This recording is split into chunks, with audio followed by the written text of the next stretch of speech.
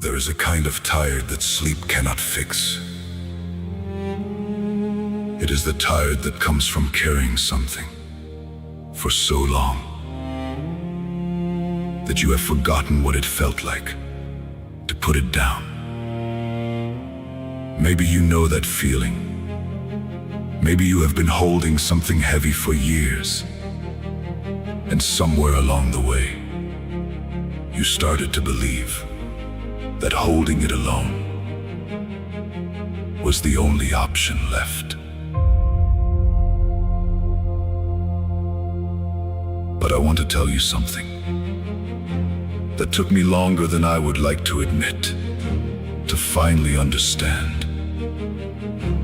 God was not ignoring the weight. He was waiting for you to finally let him carry it.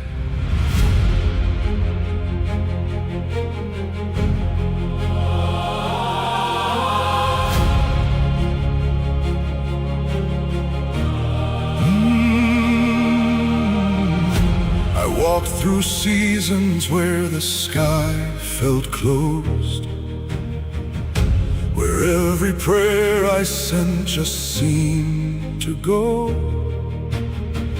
into a silence I could not explain, and every morning felt like carrying the same pain I never asked for, weight I could not name, a burden getting heavier with every passing day. I told myself that this was just the cost of being someone who refused to say they're lost. But something in me started breaking open. Something in me finally came undone. Not from darkness, but from something holy. The moment I stopped running from the one, I laid it down at the feet of the one who called my name. I laid it down in the middle of the fire and the rain. And something in the silence said, you never had to carry this alone. He was always in the broken places, waiting to bring you home. Matthew 11:28 says, come to me, all who are weary and burdened, and I will give you rest. Not tomorrow, not when you have figured it out, not when you are strong enough to deserve it. Now, in the middle of the exhaustion, in the middle of the weight, come. I used to think that asking God for help was something that belonged to someone else, someone who had less, who struggled more, someone who had reason to implore.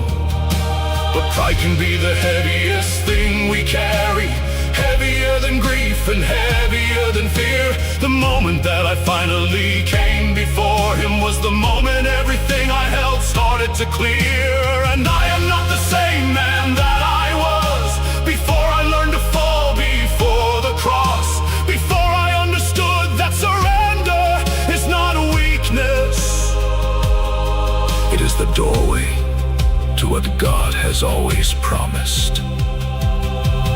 I laid it down at the feet of the one who called my name.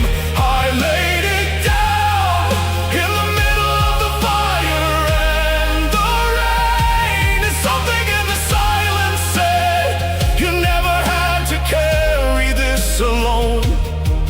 He was always in the broken places, waiting to bring you home. Even when I could not feel you, You were there. even when the road was dark, You were there.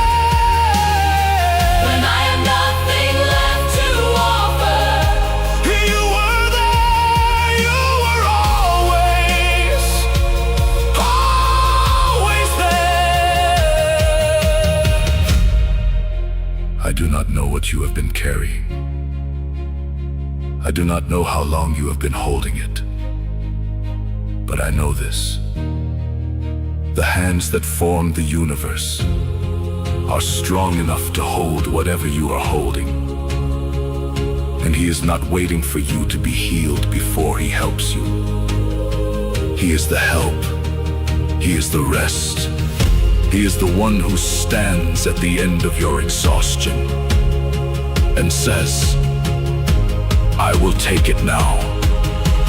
Let me take it.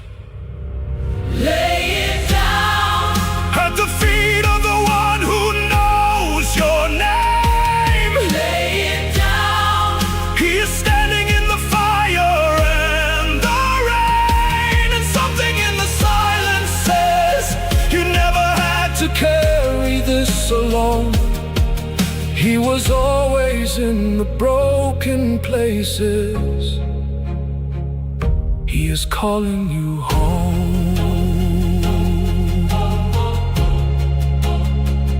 Even dead things rise again when Jesus calls them by name. You are never alone. Not once.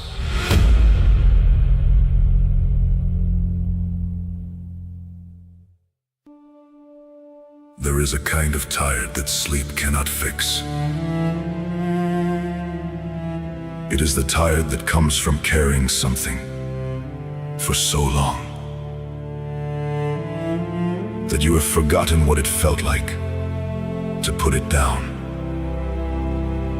Maybe you know that feeling. Maybe you have been holding something heavy for years, and somewhere along the way, you started to believe that holding it alone was the only option left.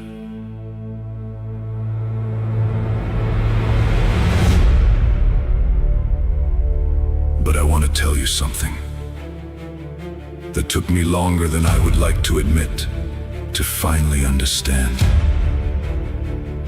God was not ignoring the weight. He was waiting for you to finally let Him carry it.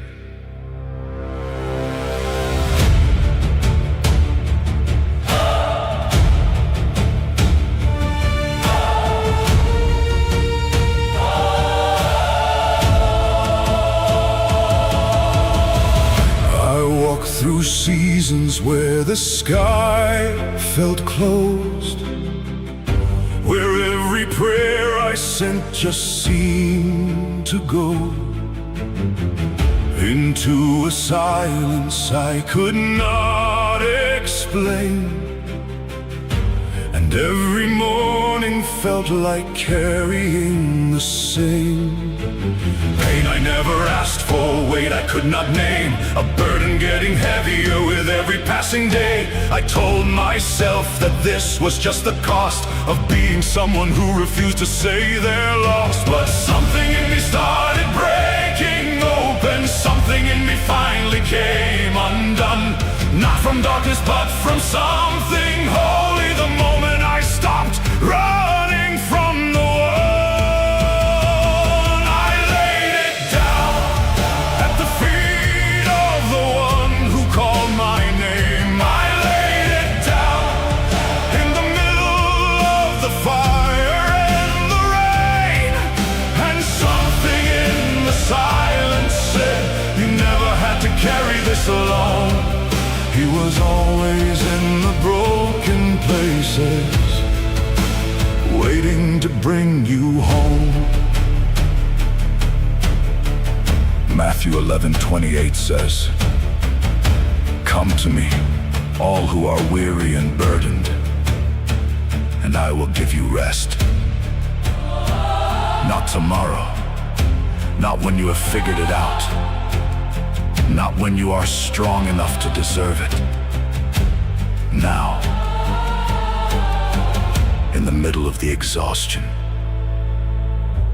in the middle of the weight, come. I used to think that asking God for help was something that belonged to someone else. Someone who had less, who struggled more, someone who had reason to implore. But pride can be the heaviest thing we carry, heavier than grief and heavier than fear. The moment that I finally came before him was the moment everything I held started to clear. And I am not the same man that I was before I learned to fall before the cross, before I understood that surrender is not weakness. It is the doorway to what God has always promised. I laid it down at the feet of the one who called my name. I laid it down in the middle of the fire and the rain, and something in the silence said, you never had to carry this alone. He was always in the broken places, waiting to bring you home. Even when I could not feel you, You were there. you were there. Even when the road was dark, You were there. when I had nothing left to offer, You were there. You were always, always there. I do not know what you have been carrying. I do not know how long you have been holding it. But I know this. The hands that form the universe are strong enough to hold whatever you are holding. And he is not waiting for you to be healed before he helps you.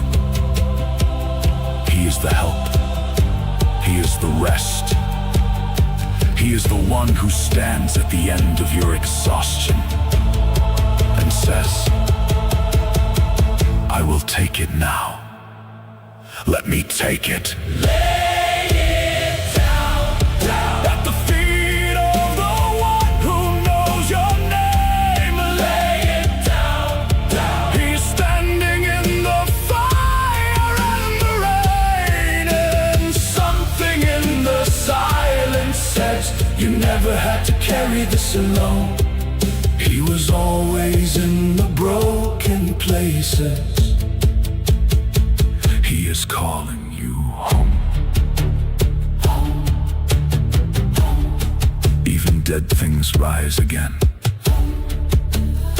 when Jesus calls them by name. You are never alone. Not once.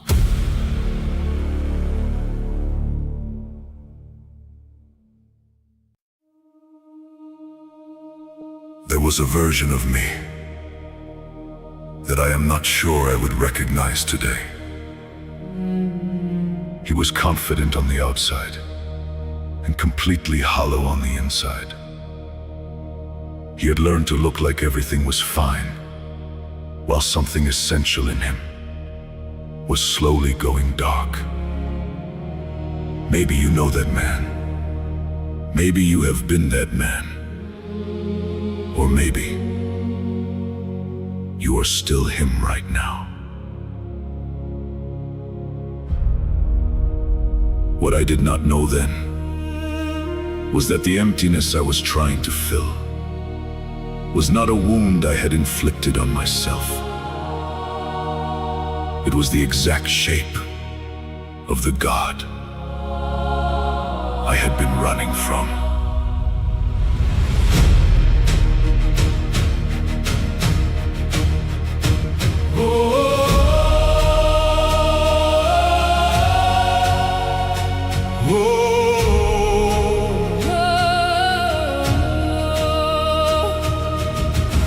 I built my walls from broken promises.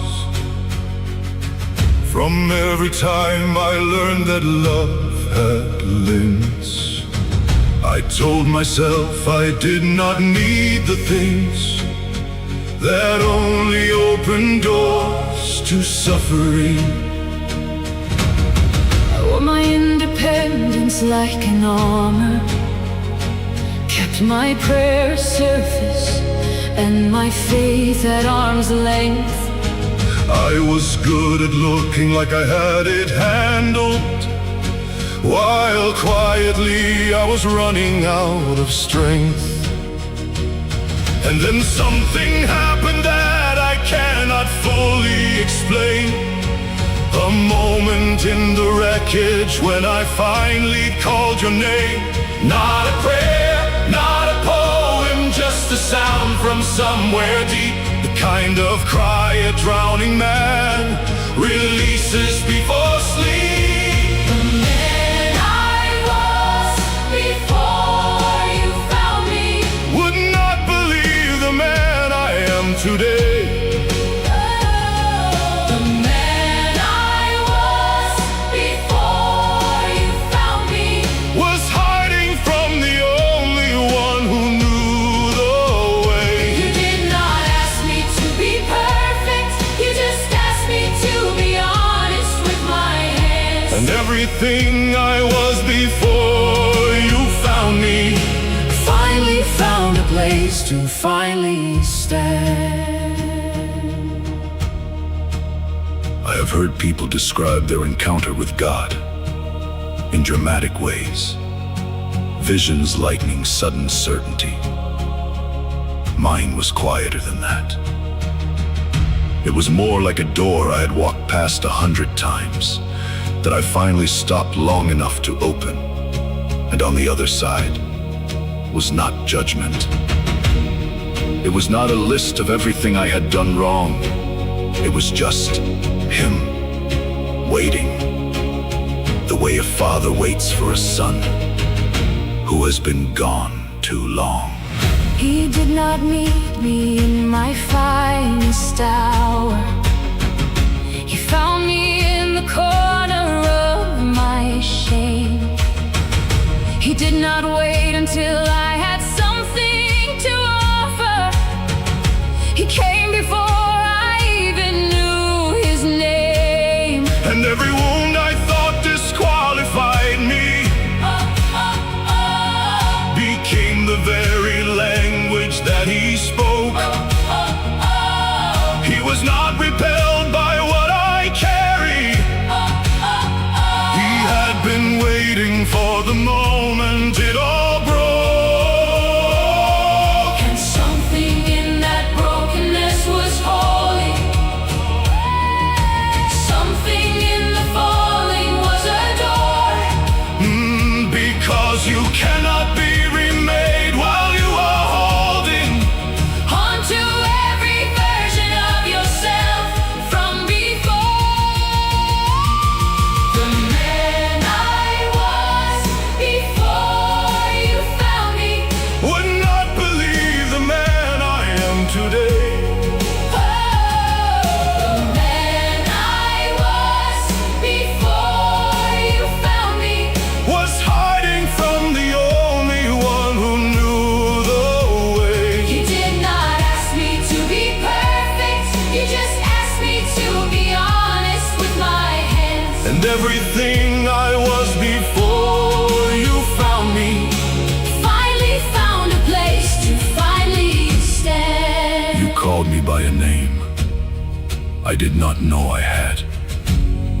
You loved me through the parts I thought were gone too bad.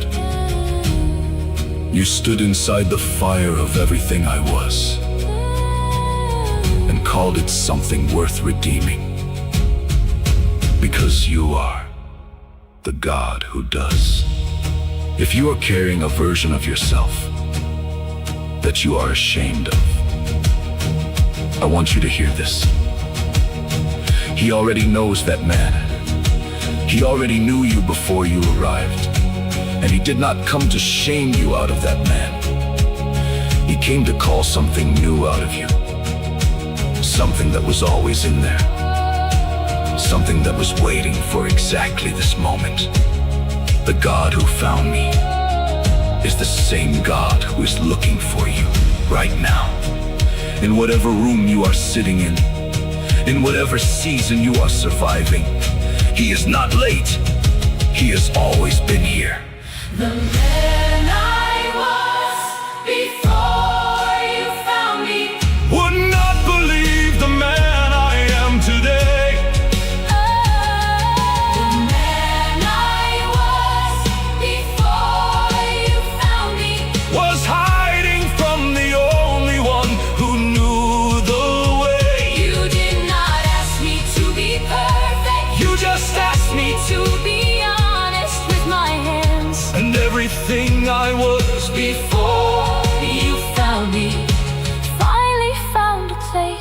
finally stand.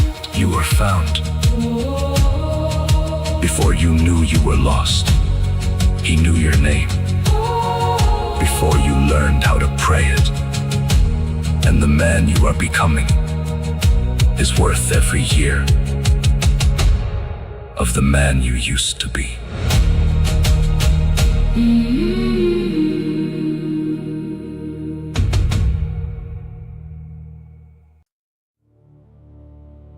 Every wall I ever built had a reason behind it. A person who left without warning. A prayer that went unanswered long enough that I stopped sending them. A season where I trusted everything I had and watched it fall apart anyway. You learn, after enough of that, to build walls. Not because you are weak, because you are tired of being surprised by the next thing that leaves. What I did not expect was that the God who made the universe would decide that my walls were worth climbing.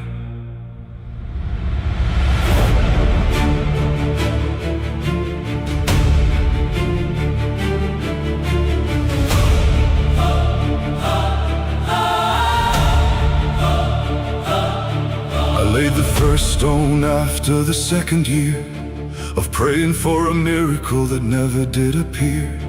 I told myself I was protecting what was left, that closing off was simply being blessed. I called it wisdom when it really was a cage. I called it patience when it really was my rage. I wrapped my wounds in language that sounded like control, and slowly built a fortress where I buried my whole soul.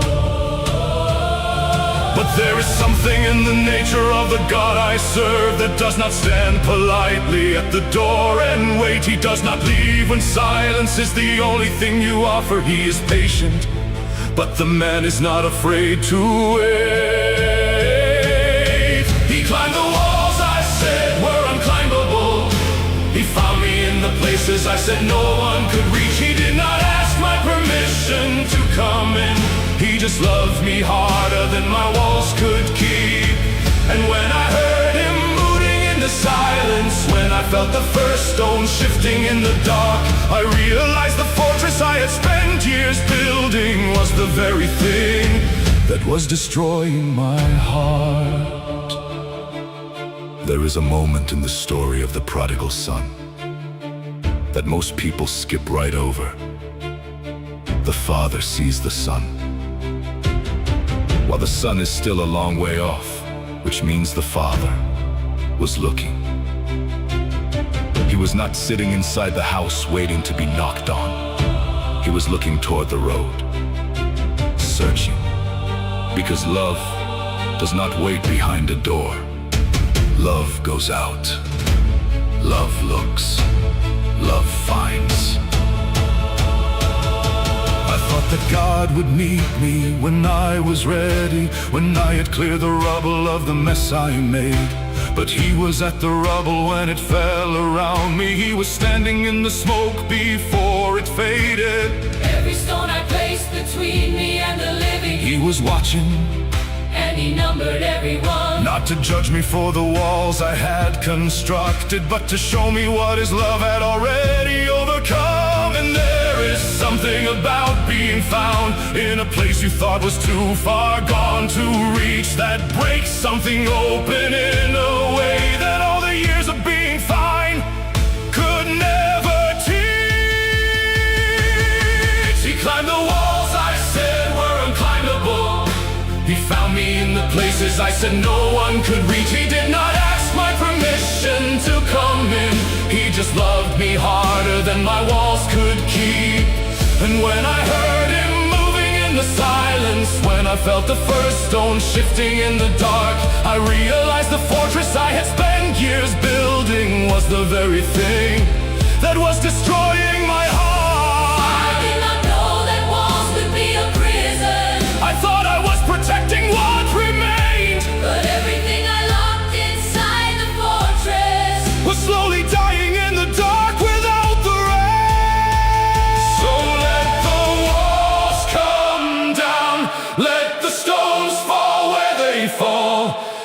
The God who loved you enough to climb them finally have it all.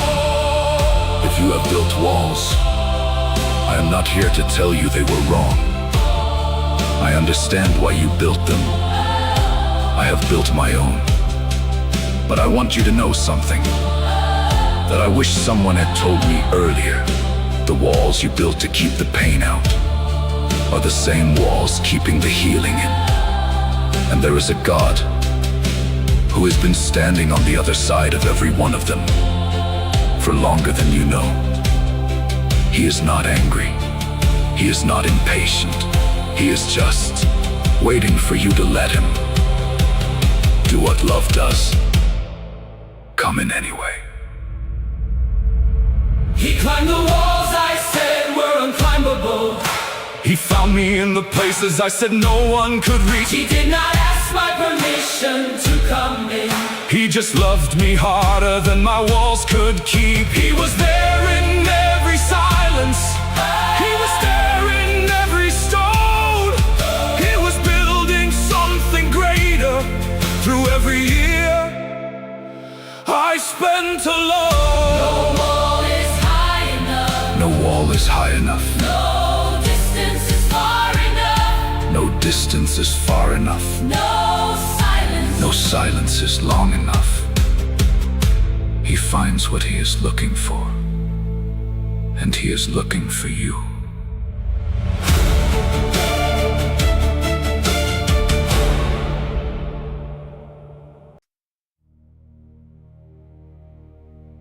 There are prayers that never made it past the ceiling of a dark room. Prayers cried into a pillow so no one would hear. Prayers that started as words and ended as sounds that did not have a name. You know the kind, the ones you prayed when you had already stopped believing they would be answered. But you prayed anyway, because you had nothing else left.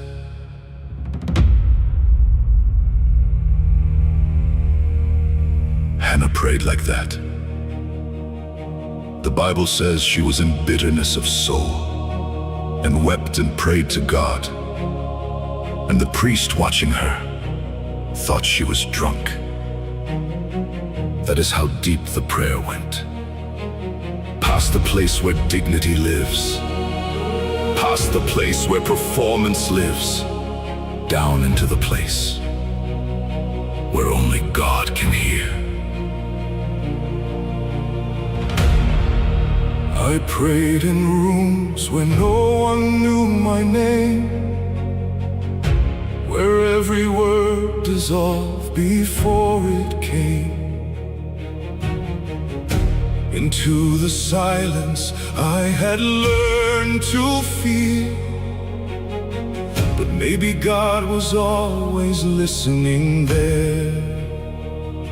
I cried the kind of tears that leave no trace, that disappear before the morning breaks. I thought because no answer came in time, that heaven had not heard me or declined. But Hannah's prayer was heard in bitterness, before the child, before the answered yes, before the miracle. The silence was the place where God was closest to her in her pain.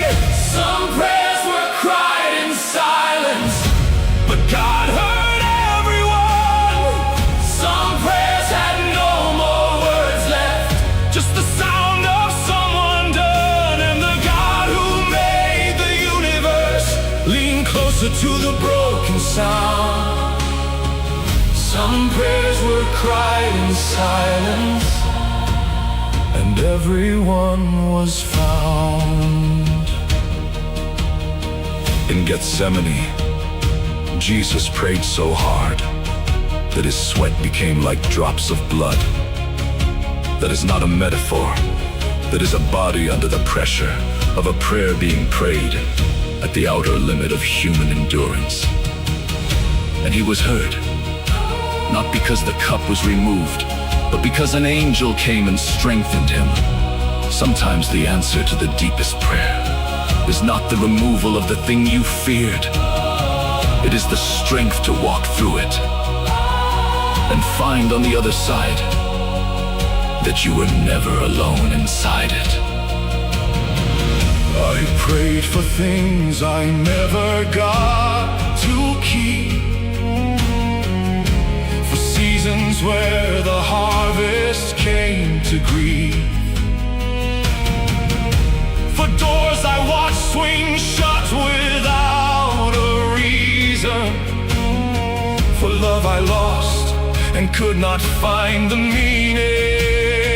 But looking back along the road I walked, I see the places where my strength was not my own, where something held me up when I was falling and turned my silence into something known.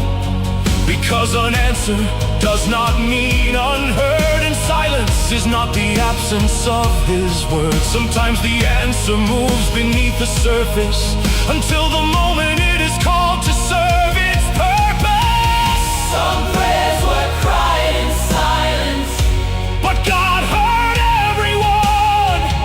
some prayers had no more words left, Just the sound of someone done, and the God who made the universe lean closer to the broken sound. Some prayers were cried in silence, and everyone was found. He heard the prayer behind the prayer, the one you never said out loud. He heard the grief you carried quietly. He heard you underneath the crowd. Not one tear fell without his knowing. Not one night passed without his care, Not one prayer dissolved in silence. before it reached him through the air. I want you to think of the prayer you stopped praying because it felt like it was not reaching anywhere. The one you prayed in a dark car or a hospital corridor or a bathroom floor or a room you have never told anyone about. That prayer did not disappear. It was heard before you finished speaking it. He was already moving before the first word left your mouth. And what looks like silence from your side looks like preparation from his. Your prayer was not lost. It was received, and it is being answered in ways you do not yet have eyes to see. Some prayers were cried in silence, But God heard everyone. some prayers had no more words left, Just the sound of someone done, and the God who made the universe lean closer to the broken sound. Some prayers were cried in silence, And everyone was found. everyone was found. Everyone was found. Everyone was found. You were heard. Every time, Every word. every sound that had no words. He heard it all.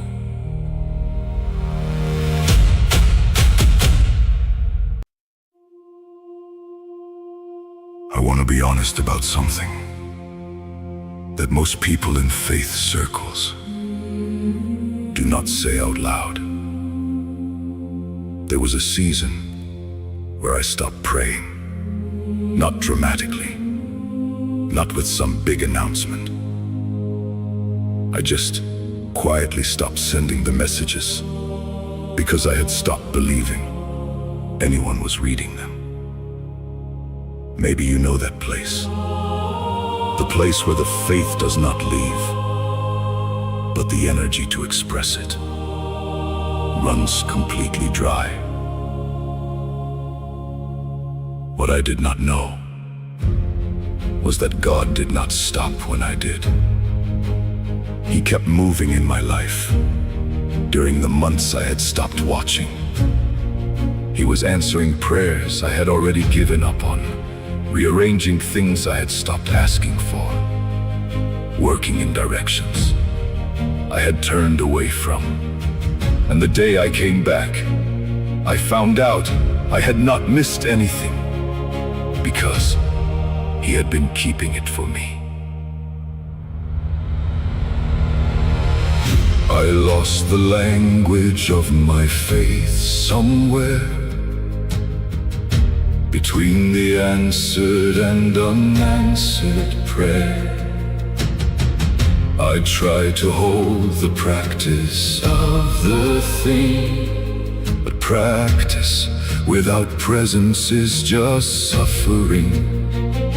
I kept the form, I let the fire go cold, I read the word, but could not feel them whole. I went through motions in an empty space, Until I stopped pretending I could keep the pace. And in the silence of the months I went away, I did not know that he was working every day, not waiting for me to return before he moved, but moving so that when I came back, I would have something to come back to. I stopped praying, But God never stopped answering. I walked away, But he kept building what I left. And every door I thought was closed forever was being opened while I caught my breath.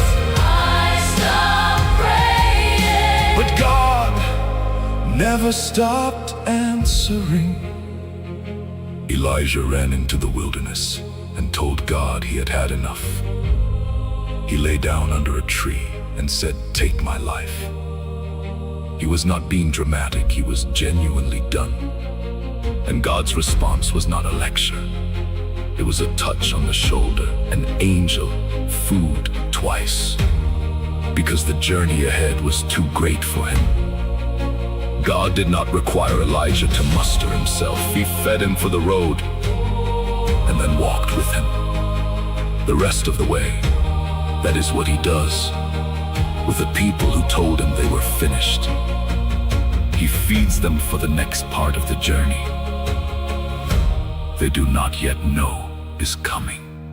I came back slowly, not in one clean turn, more like a fire, finding something left to burn. A flicker of familiar in the dark that found the small remaining piece of heart. and everything I thought had gone to waste. The years of silence and the in-between space Were not years God had abandoned me to fill. He was in every one of them and still. because faithfulness is not a thing I gave to him. It is a thing he kept for me when I grew dim. And every time I thought the story had run out, he had already written the next part without doubt.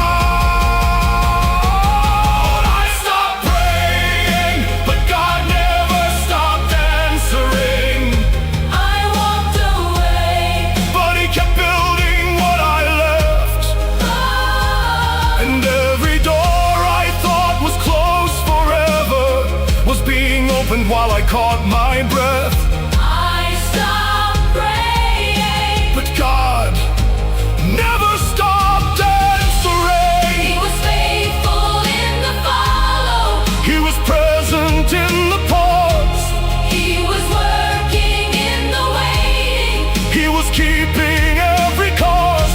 Not one promise came undone. Not one prayer was left unrun. He was answering everyone. While I was done. While I was done. If you have stopped praying, I am not here to make you feel guilty. Faith exhaustion is real. The season when you ran out of words is not a failure of your character. It is a human thing. And here is what I want you to know. He did not stop. He kept going. He kept working. He kept answering prayers. You forgot you and prayed. And if you can find even a flicker of the thing you almost let go completely, come back to it. Not because you have to perform for him, but because there is something he has been keeping for you that you do not yet know about. And he is ready to show you right now. In whatever state you are in, come back. I stopped praying, But God never stopped answering. I walked away. But he kept building what I left. And every door I thought was closed forever Was being opened while I caught my breath. Come back now. God never, stopped answering. He never stopped. he never stopped, He never stopped. he never stopped. He kept every promise, even the ones you stopped waiting for. Come back.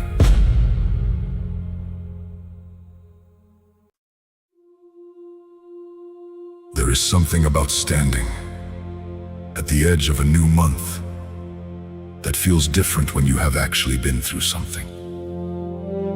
When May was not easy, when May took things from you, when May tested things you thought were settled, when May left you tired in ways that a night of sleep could not fix. If that was you, I want you to hear something. Before June begins, you made it through all of it. Every day that felt like it was going to break you, you are still here. And that is not small. That is evidence. Because the God who walked with you through May has already gone ahead into June. He has already seen every day of this month before you wake into the first one. Every door that needs to open is already known to him. Every battle that is coming already has a strategy attached to it. Every blessing that is waiting already has your name on it. You are not walking into the unknown. You are walking into the already known of a God who goes before you.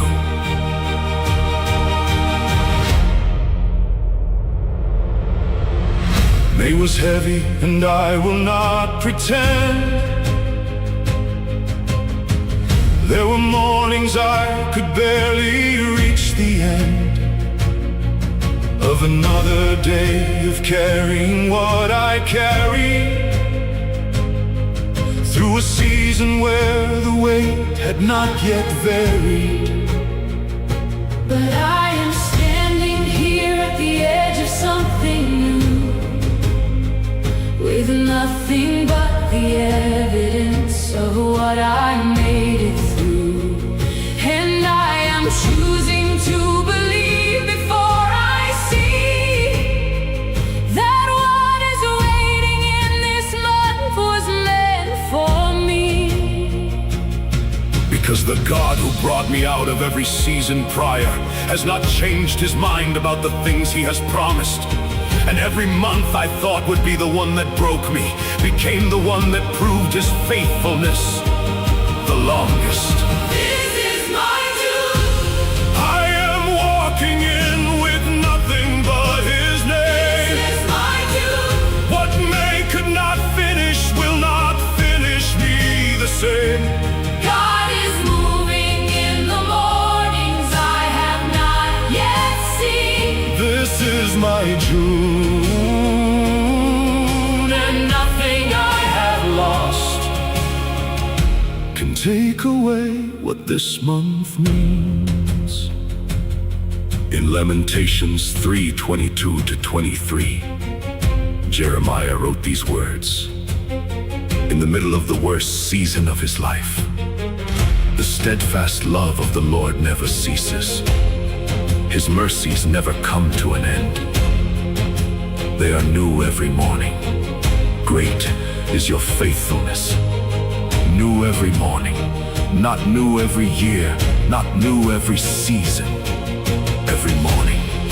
Which means that the mercy available to you on the first morning of June is a mercy that has never been used before. It is not recycled from what God did in May.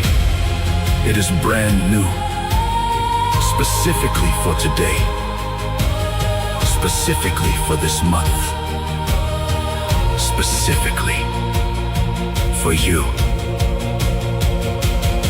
I am not the same person I was in January.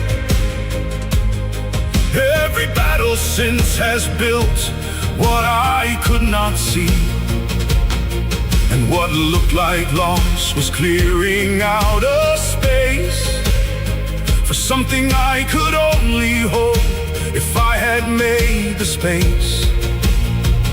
So I am walking in with open, empty hands.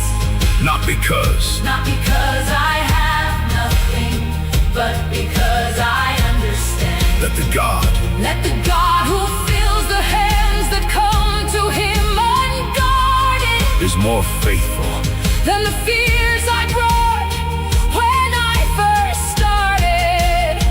And I declare over this month, before it has begun, that every plan he made for me will not be left undone. That what the enemy prepared to use against my faith will become the very testimony that I carry from this place. This is my June. I am walking in with nothing but his name. This my June. What May could not finish will not finish me the same. God is moving in the mornings I have not yet seen. This is my June, and nothing I have lost can take away what this month means. He goes before me into every day I have not lived. He prepares the table. He prepares a table in the presence of the thing I fear. He has already walked the ground. He has already walked the ground of every battle coming. And he will meet me in each morning of this month right here.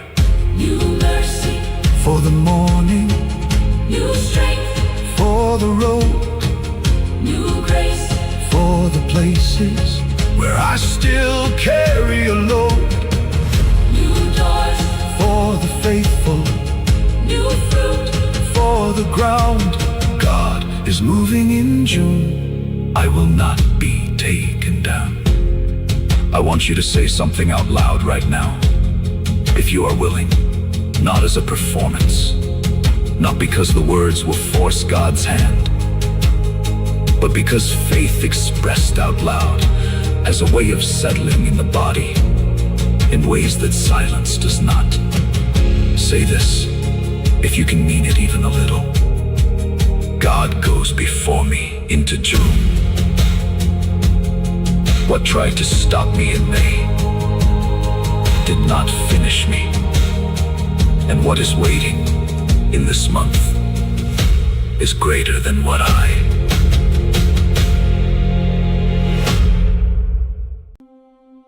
The night Peter denied Jesus 3 times, he went out and wept bitterly. That is what the scripture says, bitterly. Not just tears. The kind of weeping that comes from having done the exact thing you swore you would never do. The kind that comes from being the kind of person you said you were not. Most people assume Peter's story ends there, in the bitter weeping. But Peter's story ends with him being the one Jesus calls to feed his sheep. The man who denied him 3 times becomes the man who leads the church. Not in spite of the brokenness, through it. Because broken does not mean finished in God's economy. It very often means the breaking is almost over and the building is about to begin. I have been the man who said he would not fall, and found himself face down against the wall. I have made the promises I could not keep, and woken up in places I said I'd never sleep. I have been the one who swore he understood, and proved in the worst moment that he never could. I have seen the worst of what I'm capable of, and wondered if that disqualified me from love.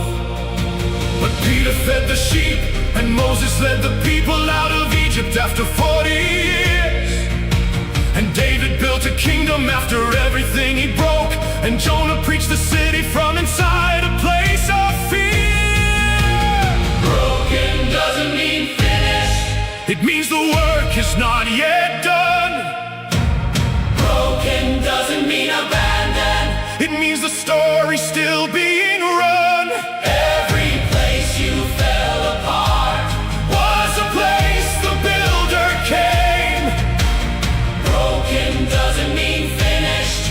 It means you're still in the frame. There is a detail in the resurrection account that I think is one of the most extraordinary verses in the Bible.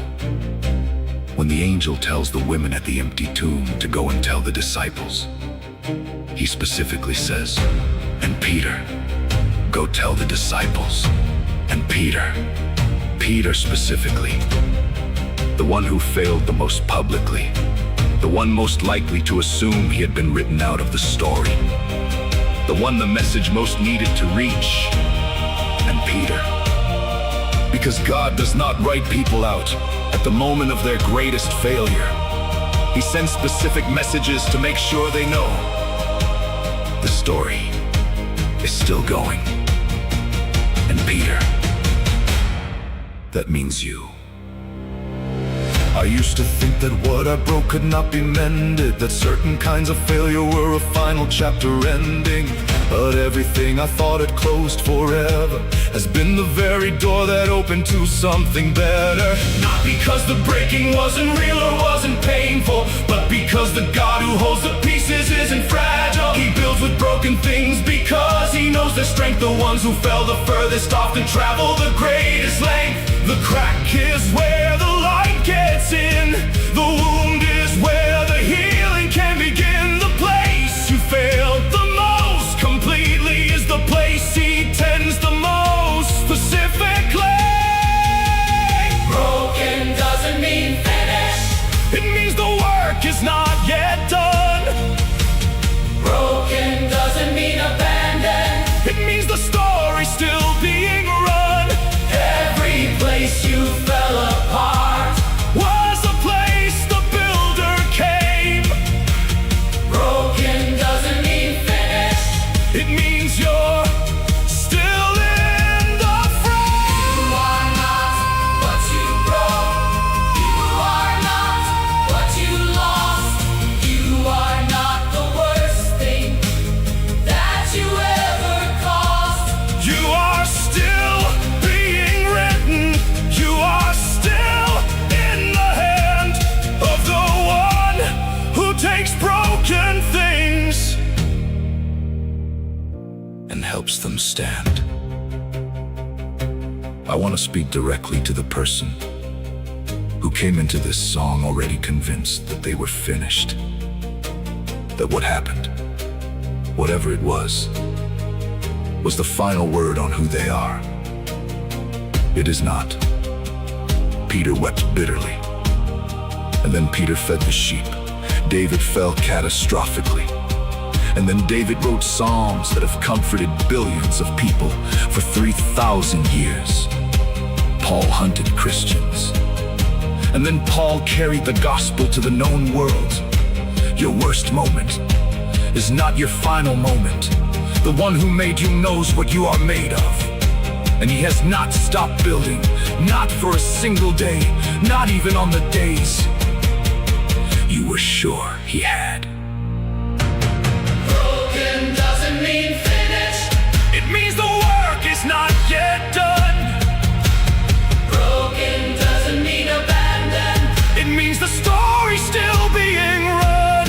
Every place you fell apart Was a place the builder came. broken doesn't mean finished. You are still in the frame.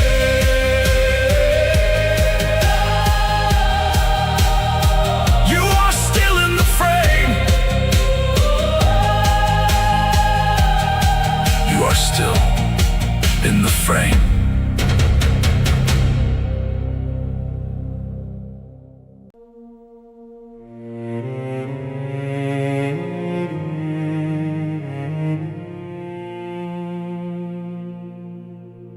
I have run from your voice like a ship from the storm, kept my hands on the oars, kept my back to the shore.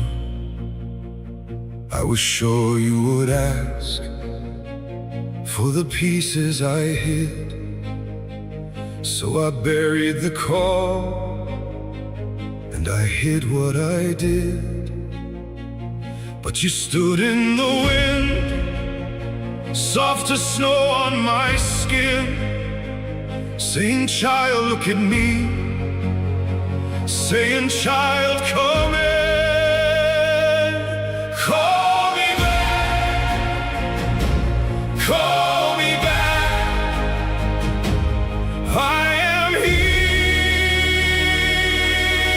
at last. Call me back, call me back. I wanna hear you now.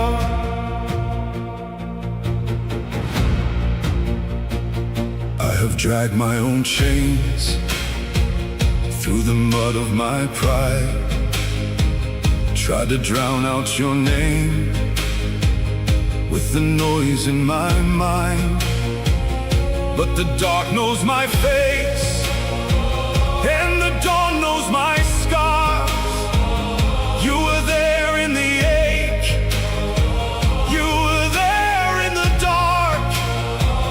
Now I lift up my eyes to the flame in your hand. I was made for your voice, I was made to stand. Call me back, call me back. I am here at last. Call me back, call me back. I wanna hear you now. I have watched my own heart turn to stone in the cold. Every fear I held close made me smaller than gold. So I lay down my name at the edge of the sea. If you speak, I will come. If you lead, I will be. Let the silence fall, let the old lies break. I have wasted enough, I am waking up. Call me back, call me back. I am here at last. Call me back,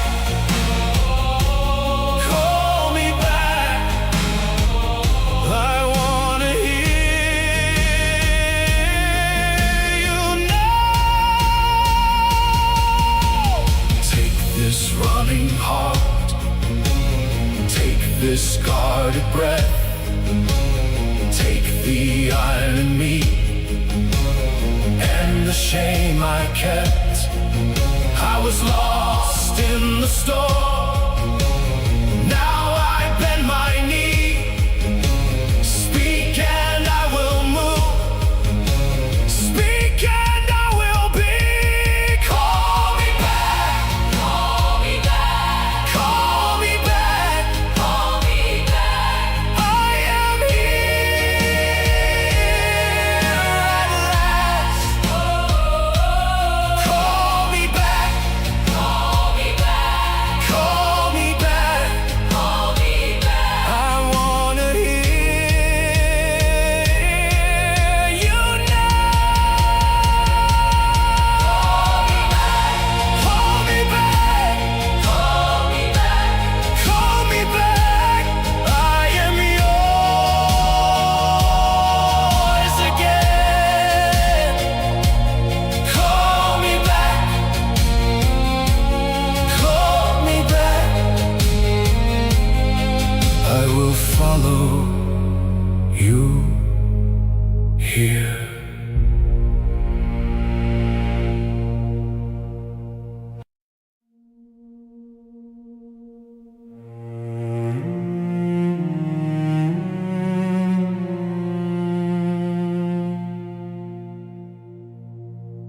I have run from your voice like a ship from the storm.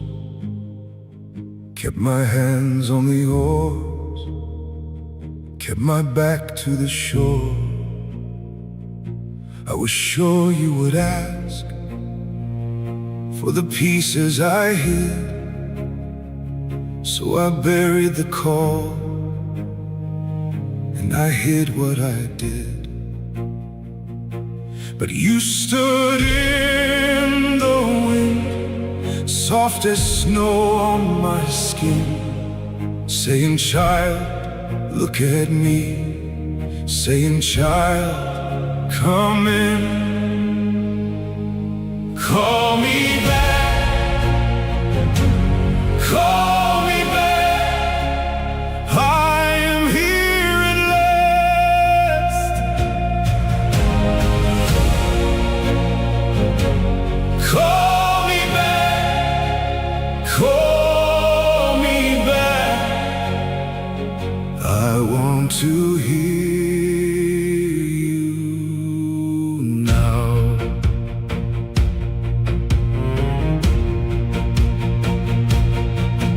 I have dragged my own chains through the mud of my pride, tried to drown out your name with the noise in my mind.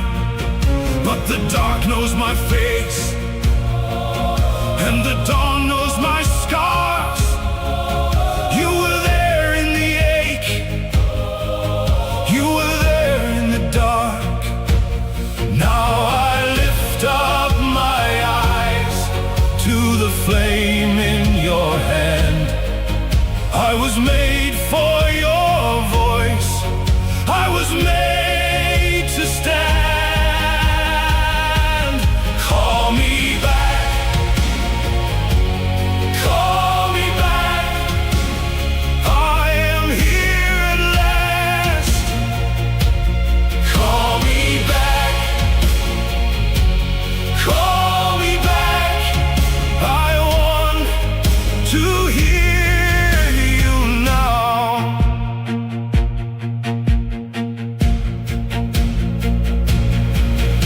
I have watched my own heart turn to stone in the cold.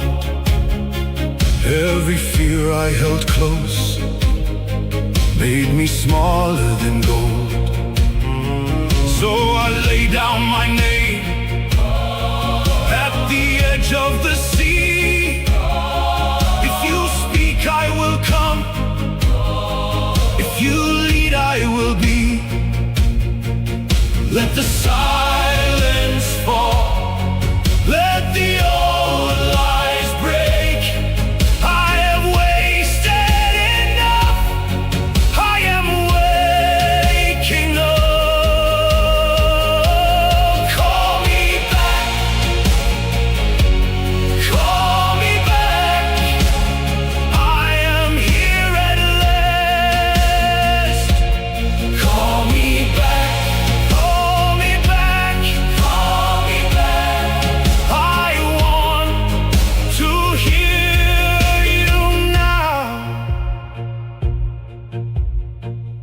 Take this running heart. Take this guarded breath. Take the iron in me and the shame I kept. I was lost in the storm. Now I bend my knee. Speak and I will move. Speak and I will be. Call me back. Call me back. Call me back. I am here at last. Call me back. Call me back. Call me back. I want to hear you now. Call me back. Call me back. I am yours again. Call me back. Call me back. I will follow you here.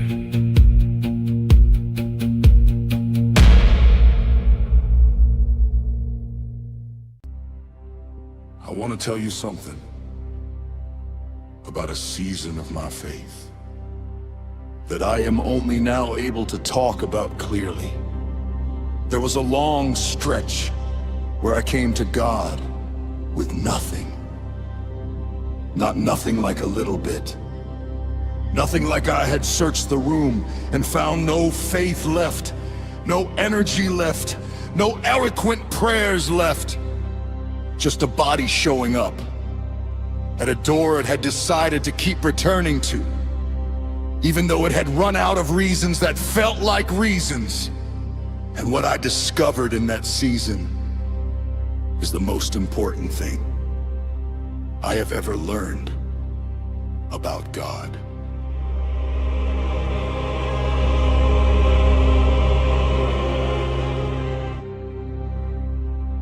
In 2 Kings chapter 4, a widow comes to Elisha with almost nothing.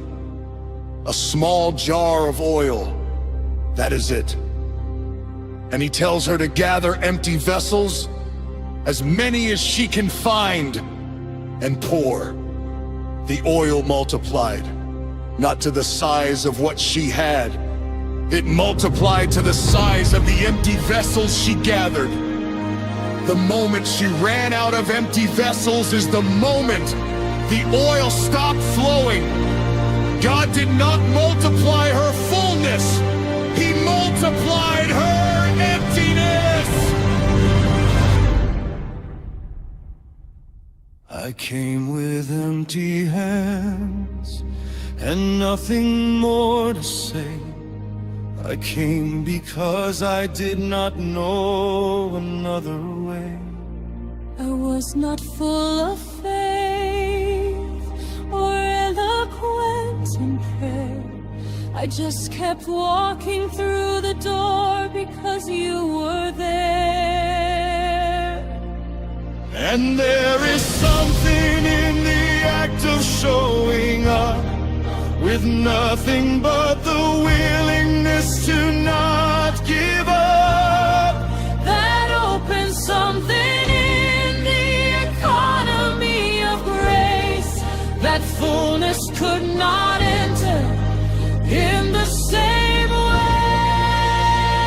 Because you do not multiply the oil I think I have. You multiply the space I bring when I come back. And every empty vessel I have carried to your door became the very place you chose to pour. I kept showing up to God empty, and He kept filling me anyway. I had nothing left to offer.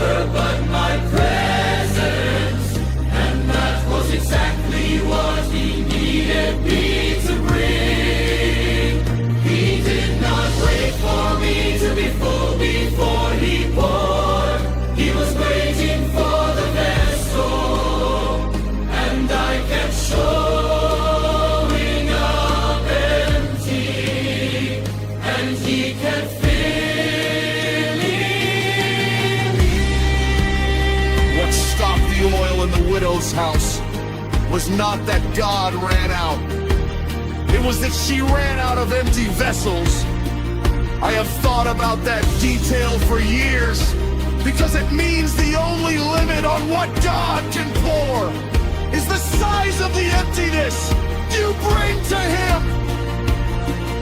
And most of us spend our whole faith lives trying to come to God full of answers, full of prepared prayers, full of spiritual competence, when what He has been waiting for is someone willing to come with an empty vessel and just keep pouring.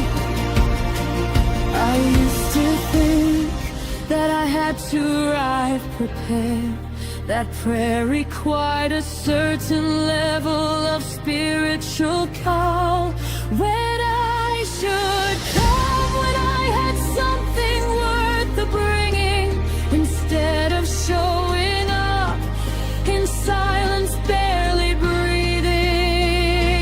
But the widow bought her emptiness as if it were an offering, and found that what she came with was the very thing worth honoring. Because oil does not flow into a vessel that is full, it fills the empty space, and that is the miracle.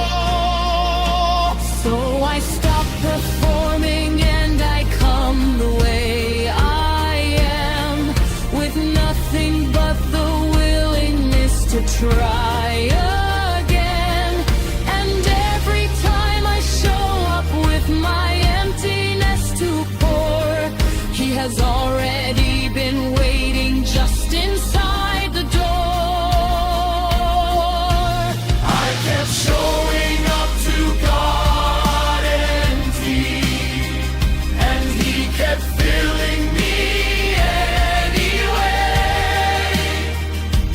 I had nothing left to offer but my presence, and that was exactly what He needed me to bring. He did not wait for me to be full before He poured. He was waiting for the vessel, and I kept showing up empty, and He kept filling me. Every empty morning I still came.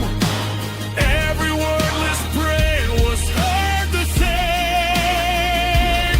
Every dry and hollow Sunday standing there was an empty vessel waiting to be filled with care. He feels what we bring empty. He pours where there is space. He does not need our fullness. He just needs our faith. If you are in a season where you have nothing left to bring, I want you to stop waiting until you feel full enough to come. Come empty, come hollow, come with nothing but your body showing up at a door you have decided to keep returning to. I want to tell you something about a season of my faith that I am only now able to talk about clearly. There was a long stretch where I came to God with nothing. Not nothing like a little bit. Nothing like I had searched the room and found no faith left, no energy left, no eloquent prayers left. Just a body showing up at a door it had decided to keep returning to, even though it had run out of reasons that felt like reasons. And what I discovered in that season is the most important thing I have ever learned about God.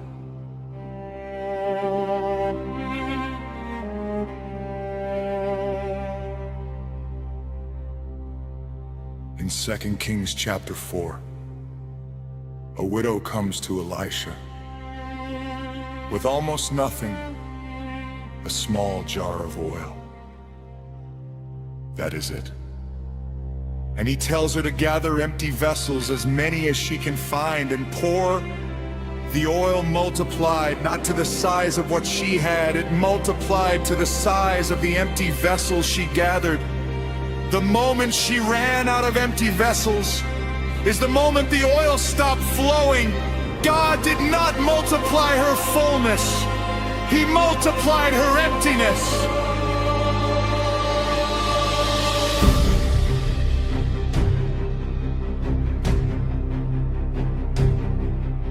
I came with empty hands and nothing more to say. I came because I did not know another way. I was not full of faith or eloquent in prayer. I just kept walking through the door because you were there. And there is something in the act of showing up, with nothing but the willingness to not give up, that opens something in the economy of grace that fullness could not enter in the same way. Because you do not multiply the oil I think I have. You multiply the space I bring when I come back. And every empty vessel I have carried to your door became the very place you chose to pour. I kept showing up to God empty, and He kept filling me anyway. I had nothing left to offer but my presence, and that was exactly what He needed me to bring. He did not wait for me to be full before He poured. He was waiting for the vessel, and I kept showing up empty, and He kept filling me. What stopped the oil in the widow's house was not that God ran out. It was that she ran out of empty vessels. I have thought about that detail for years, because it means the only limit on what God can pour is the size of the emptiness you bring to Him.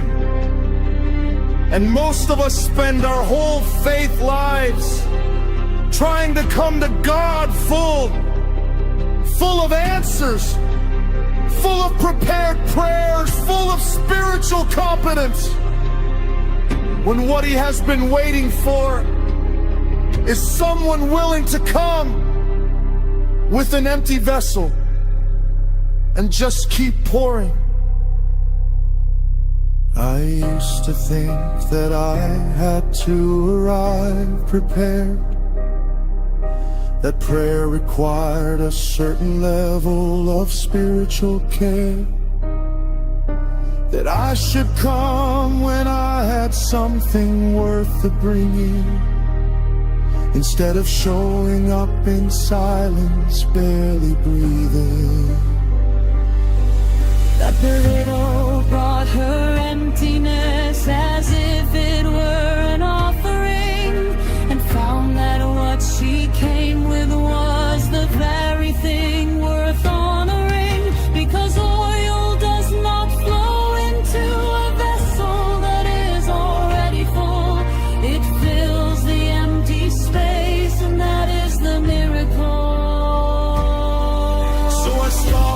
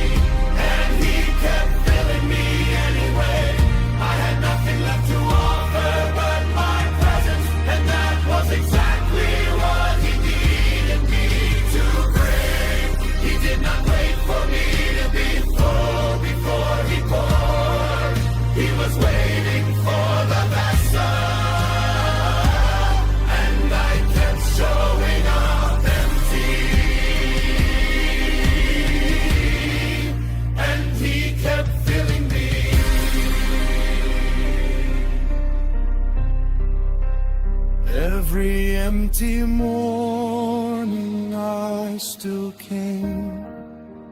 Every wordless prayer was heard the same. Every dry and hollow Sunday standing there was an empty vessel waiting to be filled with care. You froze what we bring empty. He pours where there is space. He does not need our fullness. He just needs our faith. If you are in a season where you have nothing left to bring, I want you to stop waiting until you feel full. I told God I was fine, more times than I can count. I would sit down to pray, and before I could even get to what I needed, I would start with something like, "Everything is okay. I know you are in control. I trust you." And my hands were shaking the whole time I said it. I do not know who I thought I was performing for. He is the one who made my hands. He already knew they were shaking. The Psalms are the most honest prayers ever written down. David said things to God that most of us would not say out loud in church. How long, O Lord, will you forget me forever? Why do you hide your face from me? These are not polished prayers.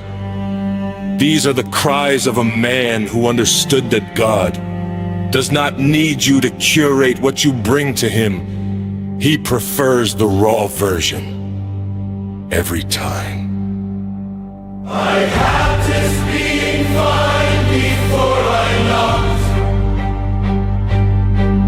I rearranged my words until they sounded locked into the crime of faith that did not show the seams, when really I was barely holding up the beam. I told him I was trusting when I barely was. I said the things I thought a person should because I was afraid that if I said the honest thing, he would think less of the faith I claimed to bring. But there is something about being completely seen and being loved anyway that takes longer to believe than any doctrine I have been asked to hold or asked to say. And maybe the most faithful thing I ever did was the day I stopped the performance and instead sat down and said, I am not fine. I told God I was fine, but my hands were shaking when I said it. And I think he knew, he always knew, before I finished the sentence he had heard it. The thing beneath the pit, the truth I had been hiding from the truth. He did not ask me to perform my piece for him.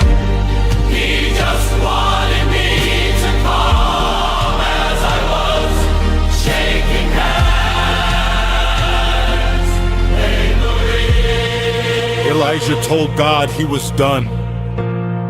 Not done with the plan. Done. He lay down under a juniper tree and said, it is enough.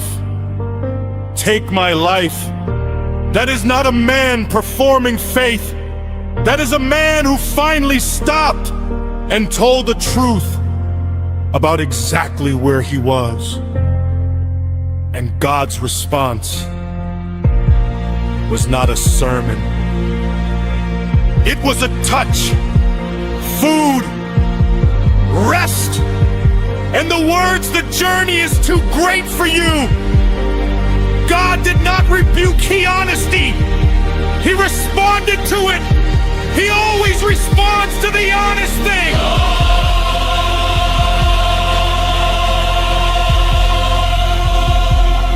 So what if I came in and said the real thing first? Not the polished version, but the one that hurt. Not the faith that fit inside a Sunday frame, but the broken version that I actually became. On the altar was the place for real tears. Not composed ones, not the ones refined by years of learning how to grieve in an acceptable way, but the kind that shakes your hands before you say, I am not fine!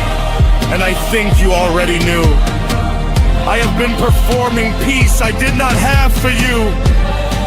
And the moment that I stopped the show and simply said what was actually true is when you finally heard.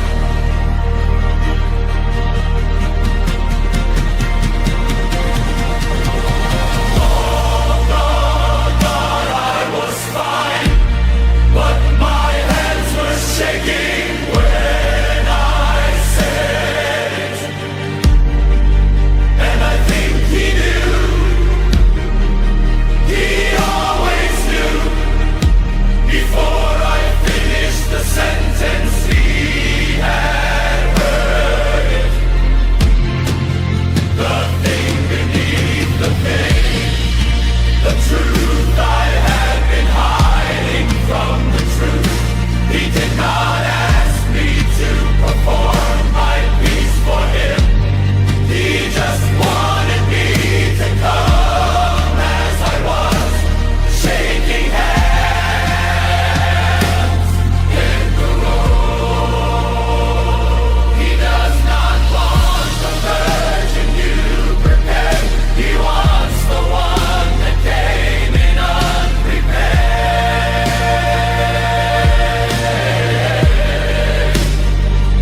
He does not need the faith that sounds the best. He just needs you to tell him all the rest. Stop performing! Stop performing. He already sees through everything you say. Stop performing. Just come honest. Tell him what is real today. If you have been performing for God because you are afraid that honesty might cost you something, I want to tell you what I know now. He does not love the perform version of you. He loves you! The actual you! The shaking hands version! The barely keeping it together version! The version that shows up and says, I told you I was fine, and I was not fine, and I think you knew. And I told God I was fine more times than I can count. I would sit down to pray, and before I could even get to what I needed, I would start with something like, everything is okay. I know you are in control. I trust you. And my hands were shaking the whole time I said it. I do not know who I thought I was performing for. He is the one who made my hands. He already knew they were shaking. The Psalms are the most honest prayers ever written down. David said things to God that most of us would not say out loud in church. How long, O Lord, will you forget me forever? Why do you hide your face from me? These are not polished prayers. These are the cries of a man who understood that God does not need you to curate what you bring to him. He prefers the raw version. Every time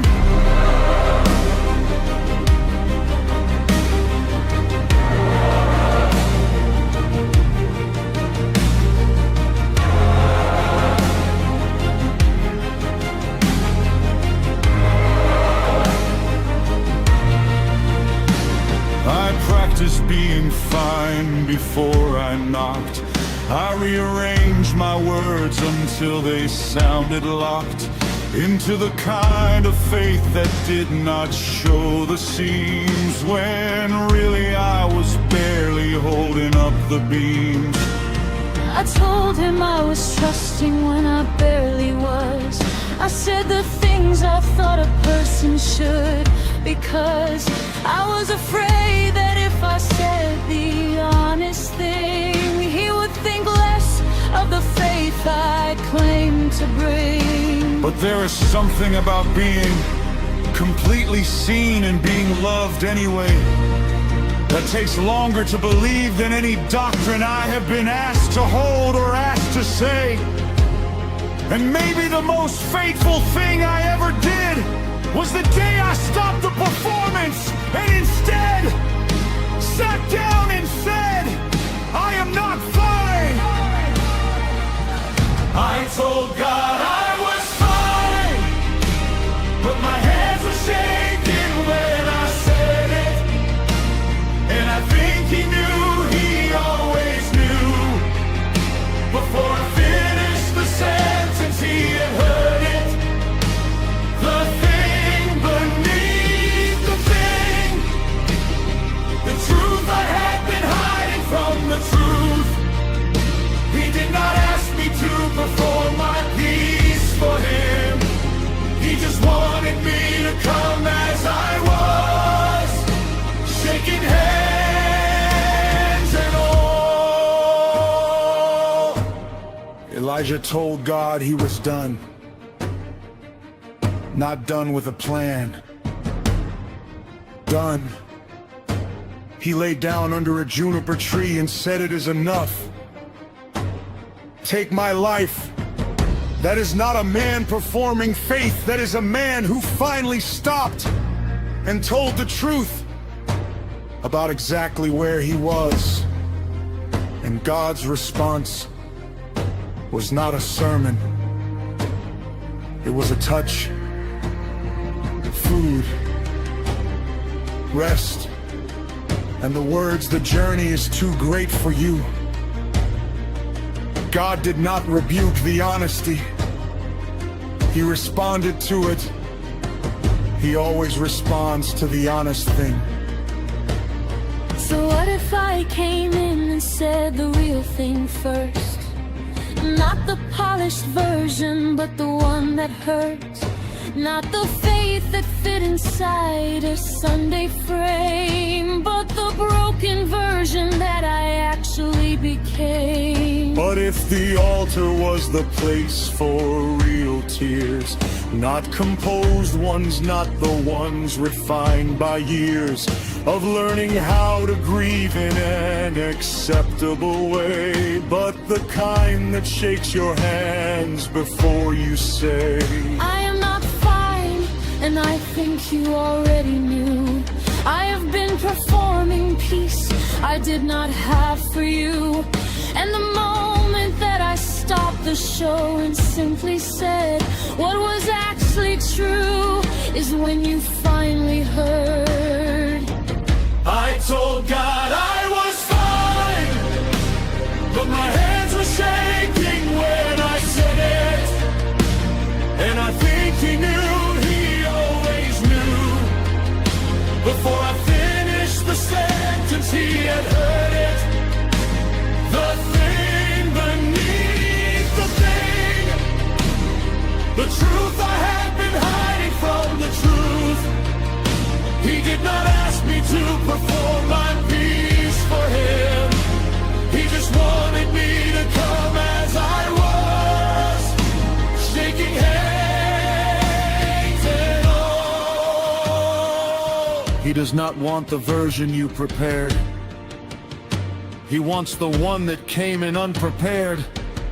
He does not need the faith that sounds the best. He just needs you to tell him all the rest. Stop performing. Stop performing.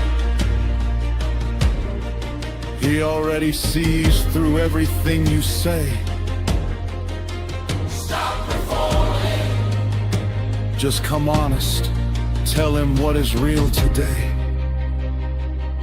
If you have been performing for God because you are afraid that honesty might cost you something, I want to tell you what I know now. He does not love the perform version of you. He loves you, the actual you, the shaking hands version, the barely keeping it together version, the version that shows up and says, I told you I was fine. And I was not fine. And I think you knew. And all need you to be. There is a version of losing everything that looks from the outside, like the end of your story. I have been in that version where the thing you built over years came apart in a season, where the thing you loved was gone before you understood what was happening. Where you looked around at what remained, and what remained was not enough to rebuild what you had lost. And in that place, something happened that I was not prepared for. I heard the quietest possible version of a voice I had heard before. And what it said was this: Now I can build you into what I had in mind before you started building it yourself.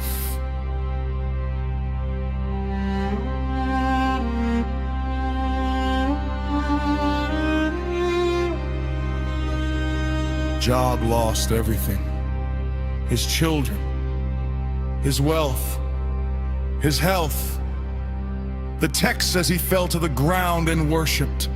Not because losing everything felt good, but because somewhere in the catastrophe, he understood something that most of us spend our entire lives trying to avoid understanding, that what God builds is more permanent than what we build. And sometimes the only way to receive it is to no longer have anything in the way. I build my life on things that found what solid ground, till the morning when I watch them all come down. I reached for what I thought was mine to keep, and found my hands were holding something incomplete. And in the rubble of the things I thought I needed, I found the silence I had always been avoiding. Because silence is the language of the thing that has been waiting for the noise to stop.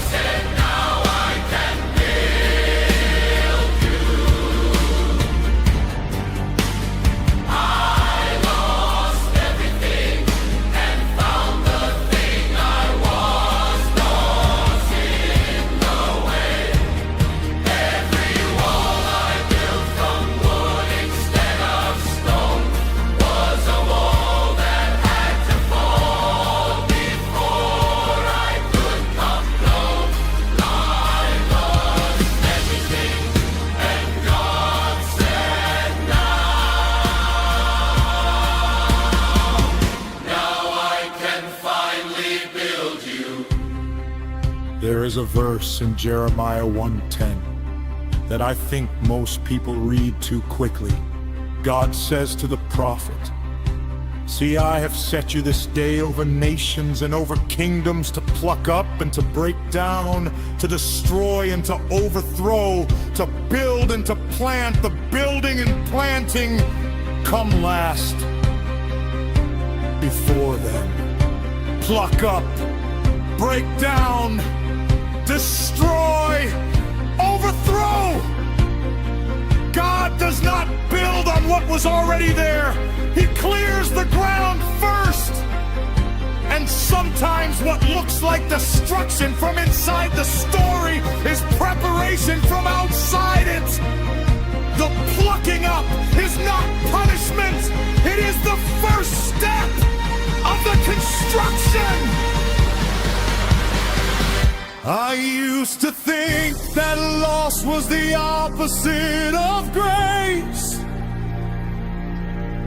but grace was in the falling all along. It was clearing out the ground that I had claimed, so something permanent could finally come.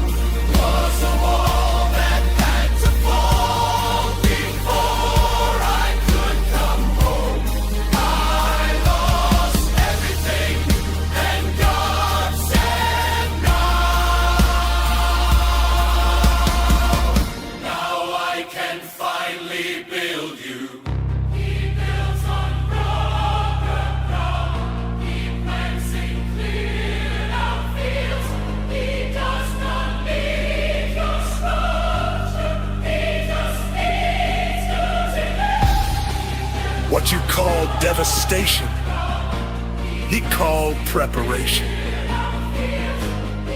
What you called the ending, he called foundation.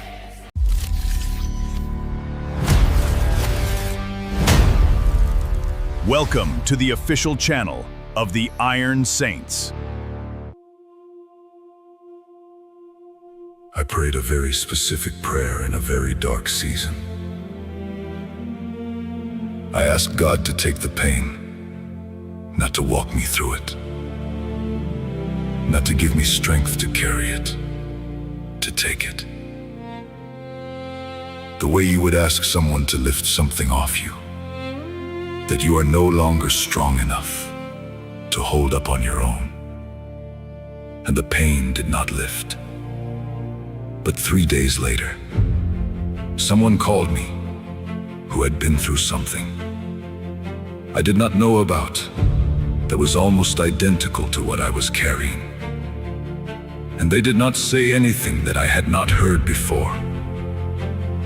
But when they said it, it was different, because they said it from the other side. And that was the answer to my prayer. Not the removal of the pain, the presence of someone who had already survived it.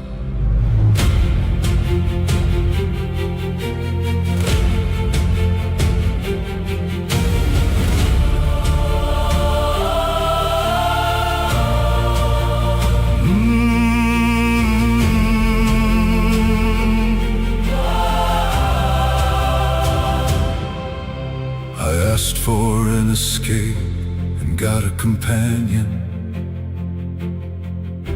I asked for the removal and received a guide, someone who had walked the road before me and came back just to walk it by my side. I thought the answer would arrive from somewhere distant, something large and visible from far away. Instead it showed up quiet on a Thursday, with nothing but its history and its faith. And what I learned in what I thought was silence is that sometimes God speaks warmest through a voice that cracked the same way mine was cracking currently, and still decided comfort was its choice.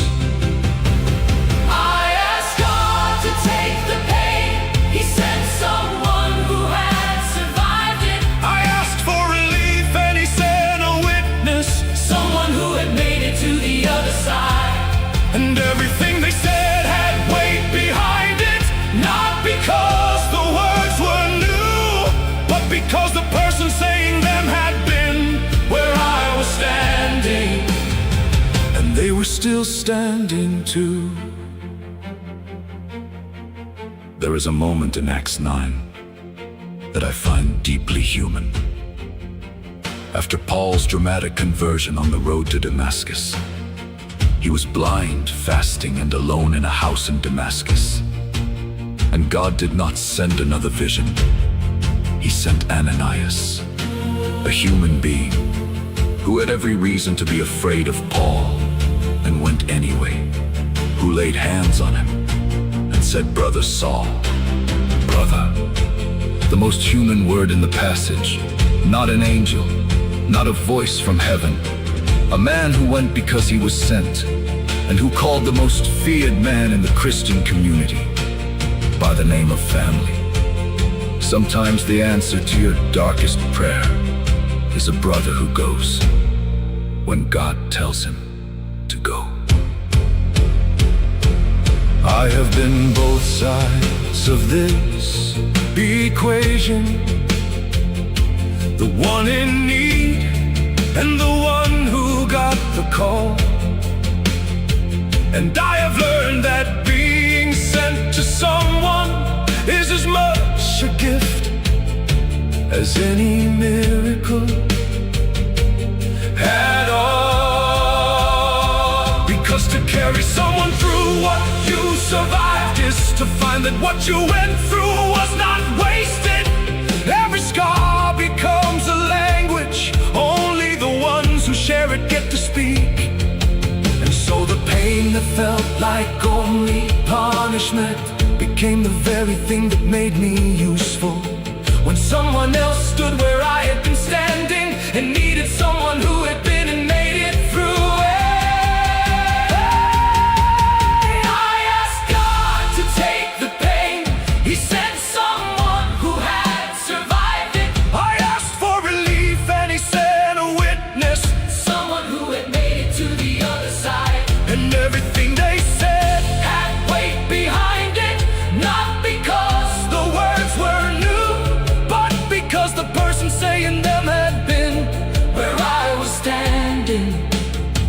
And they were still standing too.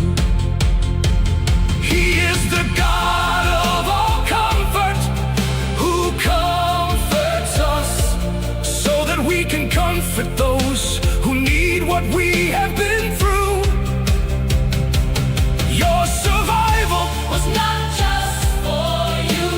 Your survival was equipment for the one who will stand where you stood and needs someone who came through. Go when you are sent, Speak when you are called. brother, sister, You made it through.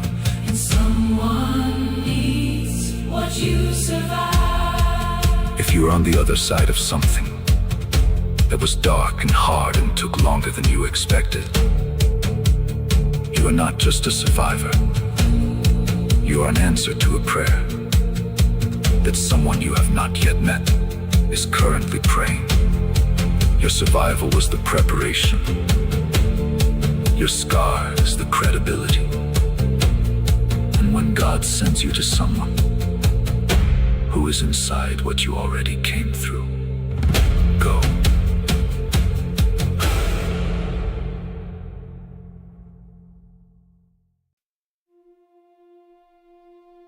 A lot of you asked me the same question after the last song.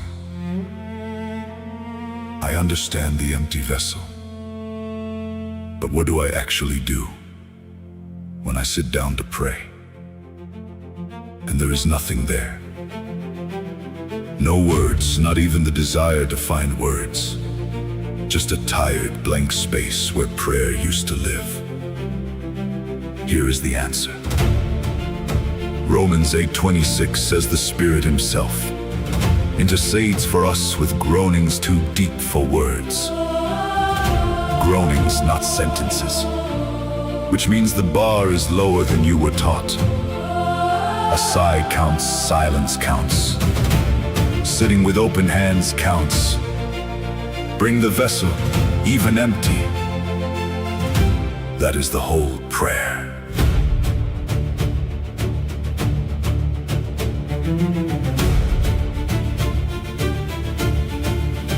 I used to think that prayer required a sentence, something built and polished before it left my chest. But some nights all I had was just my breathing, and I brought that breathing forward as my best. I sat down with nothing but the sitting. No words assembled, no request prepared. I just showed up the way you show up, tired. And found that showing up is how He knows you're there. Because the vessel does not need to come with water. It just needs to come and wait beneath the sky. And the Spirit translates every wordless season into the kind of prayer that catches heaven's eye. When you have no words left to pray, Just bring the empty vessel. sit down, breathe, and let that be enough. Groanings count, Silence counts. showing up is still a prayer. He hears what you cannot say. When you have no Words left, bring the empty vessel. that is all He asked of you. Here is what helped me most. I stopped trying to speak to God. I started trying to sit with Him.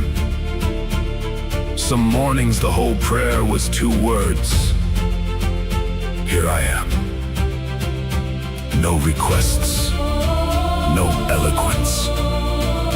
Just presence offered to presence. That was always going to be enough. So if tonight the words do not arrive, and the silence stretches longer than it should, do not treat the emptiness as failure. Treat it as the vessel doing what it could. Because the size of what you bring is not the measure. The willingness to bring it is the whole.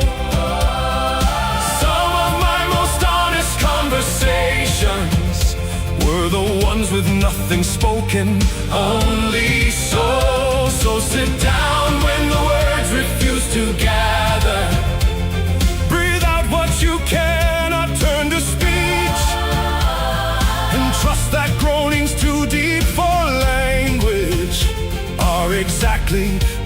kind of prayer that he can reach. When you have no words left to pray, just bring the empty vessel. Sit down, breathe, and let that be enough. Groanings count, Silence counts. showing up is still a prayer. He hears what you cannot say. When you have no words left, bring the empty vessel. That is all he asks of you. Here I am. That is the whole prayer. That is the whole prayer. Here I am. He meets you there. Not in eloquence, Not in eloquence, not in perfect speech. just in showing up. That is all he asks of each. Here I am. Here I am. That is enough. That is enough. That was always enough. Here I am. Here I am. Here I am. He hears the vessel.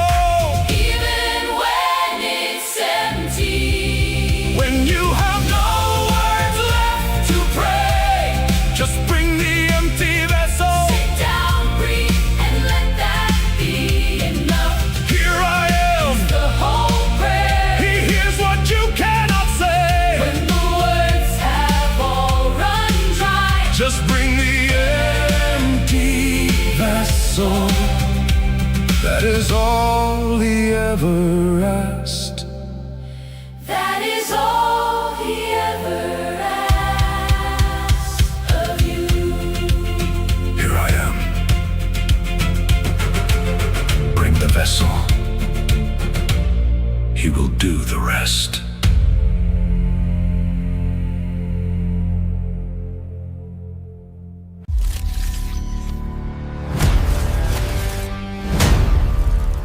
Welcome to the official channel of the Iron Saints. Last night I sat with a decision to stop. Not stop everything. Just stop trying so hard. Stop carrying it.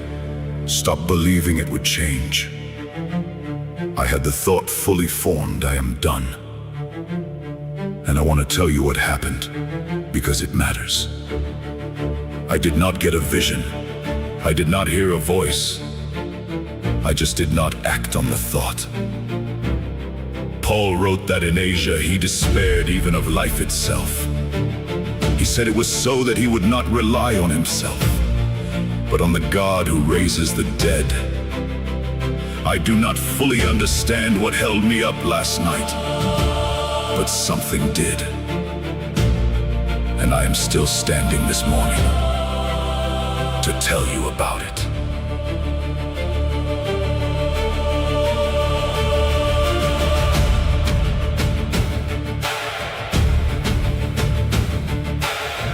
I had the words already forming in my mouth, the ones that end a thing you cannot keep. I had made peace with quitting as a mercy. I had given myself permission not to keep. And somewhere in the space between deciding And the moment that decision turns to act, something held the ground beneath my footing. something I cannot explain or trace or track. I do not have a tidy explanation for why the collapse I planned did not arrive. I only know that something held the framework standing when I had already said goodbye. I wanted to give up last night. Something kept me standing, Not my strength, not my resolve. something I did not command. I do not know its name for certain. But I know it held the ground, I wanted to give up last night. and I am still standing now.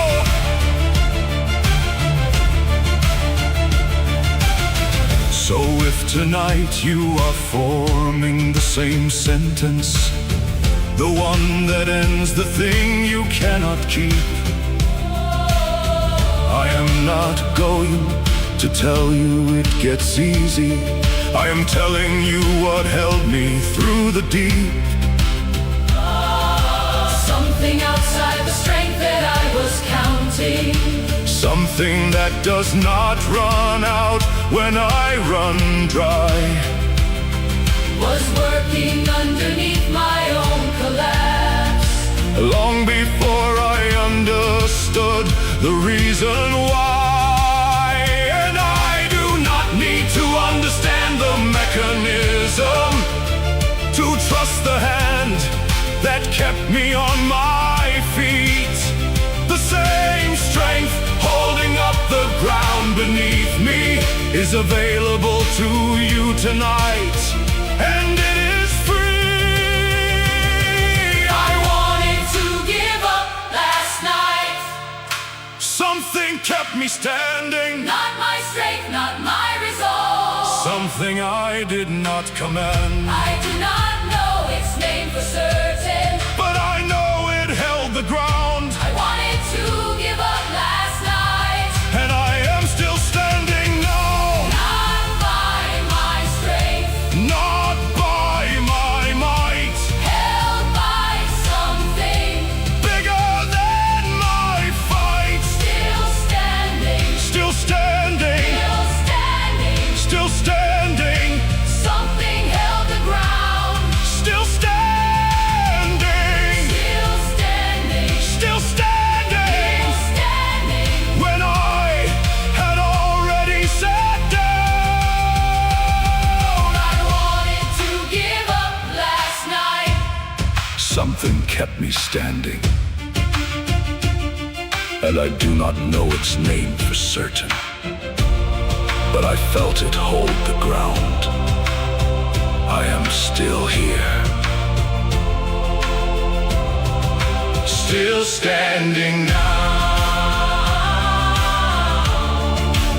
I am still here. I am still here. Something held the ground last night. You are still here too. That is not nothing.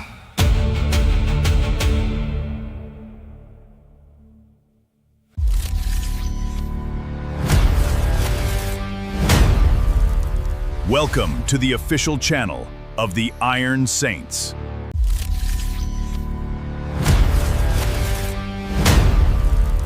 Welcome to the official channel of the Iron Saints.